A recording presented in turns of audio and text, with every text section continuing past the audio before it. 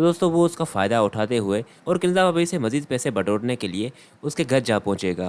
اور اسے بلیک میل کرنے کی کرے گا کہ آپ نے میری ماں کو 8 لاکھ روپے دیے اس شادی کو کرنے کے لیے، اب اگر آپ مجھے بھی کچھ پیسے دے دیں گے تو میں اپنا منہ بند رکھوں گا۔ جس پر دوستوں کنزا اسے کہے گی کہ مجھے تم سے یہی امید تھی کہ تم اس طرح کی ہی گھٹیا بات کرو گے، پر میں تمہیں 1 روپیہ بھی نہیں دوں گی، تمہیں چاہے جو بھی کرنا ہے کر لو، ویسے بھی میں اس لڑکی کو تیمور کی زندگی سے نکالنے والی ہوں۔ تو زلفی اب اس طرح سے خالی ہاتھ نہیں جانے والا ہوگا، وہ کنزا کا بھانڈا سب کے سامنے پھوڑ کر ہی جائے گا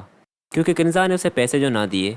خیر دوستوں اگلی سین میں آپ دیکھیں گے کہ جیسے ہی تیمور وہاں سے گزرے گا تو وہ کیا دیکھے گا کہ زلفی اس کے اندر گھر میں کھڑا ہوا ہے، تو اس پر تو اسے ویسے ہی بہت غصہ ہوتا ہے۔ وہ زلفی کو دیکھ کر اس کے گریبان کو پکڑ لیتا ہے اور اسے کہتا ہے کہ تم یہاں پر کیا کر رہے ہو میرے گھر میں، تمہاری اتنی مجال، چلے جاؤ یہاں سے ورنہ میں تمہارا ایسا حشر کروں گا تم یاد رکھو گے۔ جس پر زلفی کہے گا کہ میں اپنا حساب لیے بغیر یہاں سے نہیں جاؤں گا، اور پھر تیمور کے پوچھنے پر کہ کس حساب کی بات کر رہے ہو، کہ تم نے جو میری ماں کو 8 لاکھ روپے دیے ہیں فلک کو خریدنے کے، اس کا حساب کون دے گا؟ تو تیمور کو بات سمجھ آ جائے گی، تو کنزا اس ٹائم کافی صفائیاں دینے لگے گی کہ تیمور میں تمہیں ساری بات سمجھاتی ہوں۔ تو تیمور کے ذہن میں یہ ساری باتیں چل رہی ہوں گی